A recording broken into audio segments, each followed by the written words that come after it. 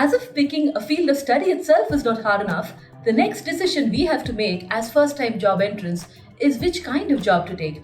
And yes, one key consideration in today's times is whether to look at companies which are large corporates and work there versus startups which are emerging and which are shaping some of the innovation in the country. Which one would you want to be part of? Where more choices and more confusion? In this video, let's try to unpack for those of you who are thinking of these choices, what are the pros and cons on both sides from a very practical perspective. Welcome to ET Careers Gen Next. This is where we decode the questions of careers of today and tomorrow. And today we're going to talk about job choices, decision choices, startups versus corporates.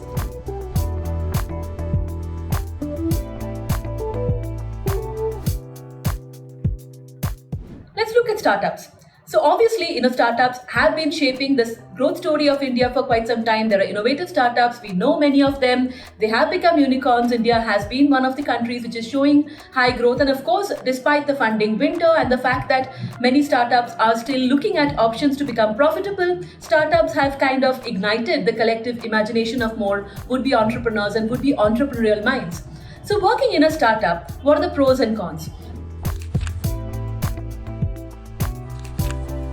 The pros would really be, first of all, you can have a higher chance to learn and take control of multiple aspects of growth. So for example, you might join as a content writer. You might see something new which has to be done in marketing. And if you take the initiative, you can also kind of try and drive some of those. So you can shape your career and take more initiative and learn. The second part of it, especially the early stages with teams being small, you also get a big sense of achievement and pride as if it's your own company, right? And you become part of that growth story. You see the company grow from 0 to 1 and from 1 to 100. And that feeling is again an amazing feeling of entitlement and joy. Third and not the least, the other very important thing is when you join a startup, in many cases, some of them are not such formal structures and they do think of things which can make the employees feel more at home and more connected. Those are the possible pros. Now let's look at the cons. So yes, like many other cases, there are also cons over here. The first is that things may not be very structured. Things might change very fast. Decisions might change very fast. Startups have to be adaptable to what's happening with their customers, to what's happening with the markets. So you have to be comfortable dealing with that kind of unstructured environment and that kind of environment which has to be very, very dynamic. So the roles also, the work also could have to be very, very dynamic. Pay is another thing which is at times a little different. So startups would kind of structure their pay, including some amount of maybe stock compensation. In some cases, in early stages, you may not be able to pay market-linked salaries. So how important is that for you, and how do you look at that, and how do you navigate that, understand that? We will break down more on ESOPs later, but for now, I think that's an important point to consider. How much is the money safety important for you? And today's day, of course, we do know that funding pressures are there and that might stay for some more time. So how is a startup you're considering navigating that, and how are they looking at that? Now, high workload is another part which often a lot of people in startups have to go through because they are small teams, they are having growth, high growth requirements, and they have to manage that, right? So in the downfall of that, in some cases, is a culture which is not very conducive to working in that environment. And this is not true for all startups, only in a few cases this happens. So keep a lookout for that. How important is that for you? Because finally it's a personal choice in terms of your career. That's all about startups.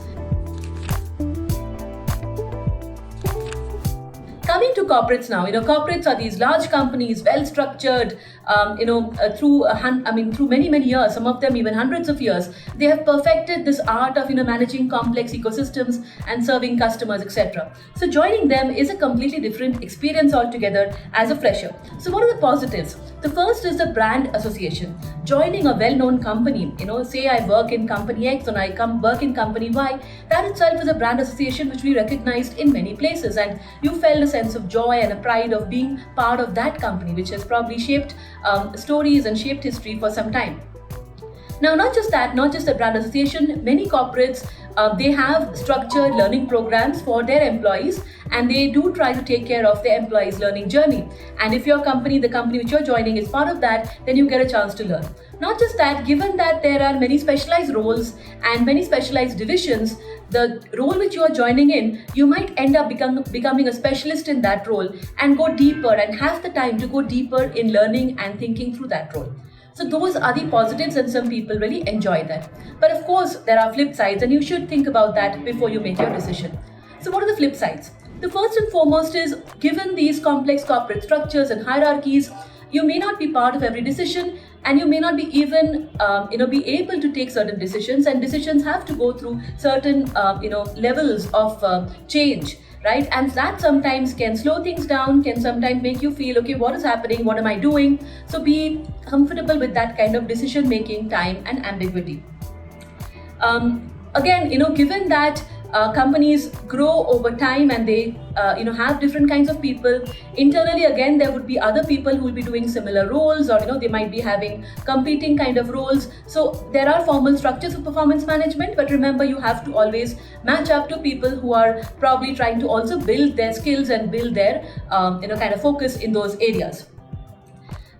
Is there a room for a lot of experimentation, right? This is sometimes what people talk about. Some companies are good in this. Even if they are very large, they still try to stay agile. They still try to keep a very good innovation focus. In some other companies, I think as they become larger and larger, this experimentation part becomes a little lower, right? So things are set, processes are set, and it's difficult to come and completely change it, because of course it'll have ripple effects on many things.